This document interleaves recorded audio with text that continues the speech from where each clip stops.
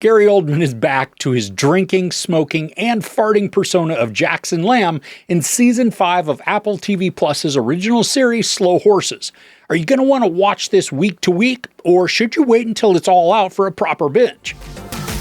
Everyone is suspicious when resident tech nerd Roddy Ho has a glamorous new girlfriend, but when a series of increasingly bizarre events occur across the city, it falls to the slow horses to work out how everything is connected. Pretty much everyone from Season 4 returns, including the newcomers from last season, Ruth Bradley, Tom Brooke, and James Callis. Now, this season is adapted from Mick Herron's London Rules novel, and it follows increasingly violent occurrences that are happening across London. Just like as always, Slough House finds itself smack in the middle of all of it. And just like in the other seasons, this is 6 episodes that are around 40-ish minutes long. And this particular storyline allows for a couple of the other slow horses to take center stage, meaning Jack Loudon sits more in the background, at least for some of it. Amy Fionn Edwards and Tom Brooke, they both get to show off their characters as unique personalities, with Edwards as Shirley becoming just overly cautious because of what went down inside Slough House last season. And she is hyper-focused, which is a story benefit, but thanks to her trauma, she's also an unreliable narrator, meaning the team, especially Lamb, just brush her off. And Brooke's Co. is the deadpan levity for the season. While normally Christopher Chung's Roddy brings the snark, this time Co. breaks his silence to utter short phrases that just seem cryptic, but also can sometimes be full of wisdom. The banter and exchanges between him and Loudon's River, they are witty, sarcastic, and dryly funny. I mean, they're kind of like Laurel and Hardy, but with weaponry and tactical skills. But the central reason to watch this series continues to be Gary Oldman.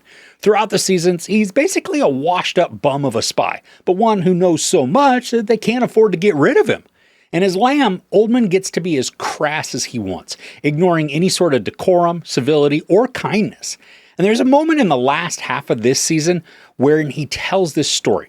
And while we as the audience do get to see and can see what the underlying goal is, the storytelling itself is riveting thanks to how Oldman presents it. There's a cruelty and sadness that's buried deep within the tale, allowing Oldman to wax on and then deliver a snarky retort that throws everyone a bit off kilter, while also providing us a glimpse, even if it is false, into more of the character of Lamb.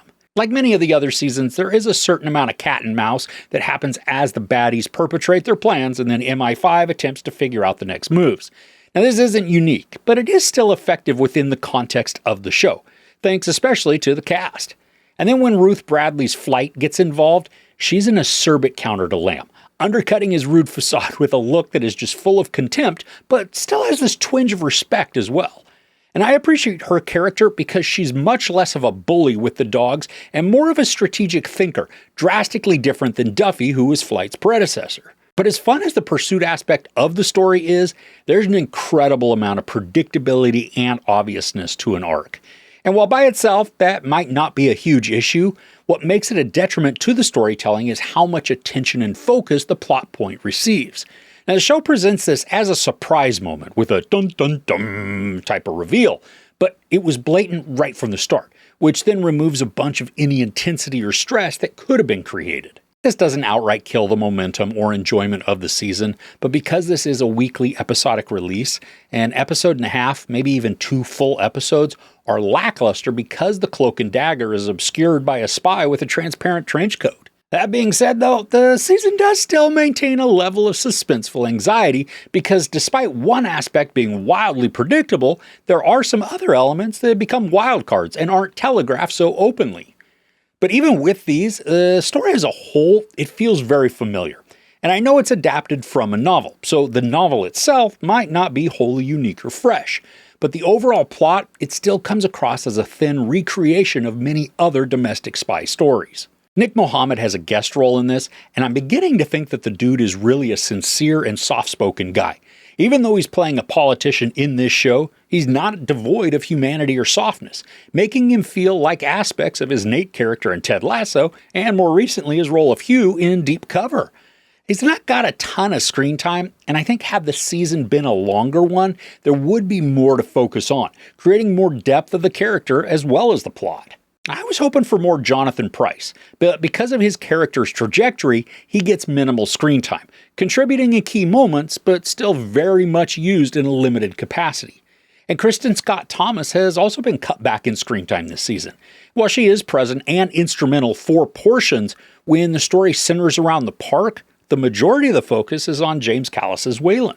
His acting, it's actually pretty great for his character because I can't stand the Weasley bureaucratic first desk wannabe. But I miss the bitter back and forth between Thomas and Oldman. There's this dysfunctional, almost romantic spark that flickers between the two, like intense sexual tension that would kill both of them if ever acted upon. And we do get a tiny bit of interaction between the two this time, just not to the degree that we've seen in previous seasons.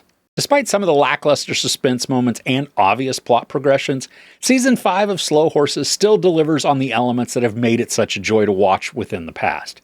Gary Oldman continues to drive the series, using the vulgar crassness of Jackson Lamb to create an anti-hero that we love to loathe. The ensemble cast gels well and provides a mix of stressful action and witty levity, delivering layered characters who are most certainly damaged, but also incredibly skilled at saving the day. And the case maintains an urgency that increases anxiety and storytelling momentum. This isn't the strongest season of the series, thanks also to a story we've seen before, but it should hold the interest of fans.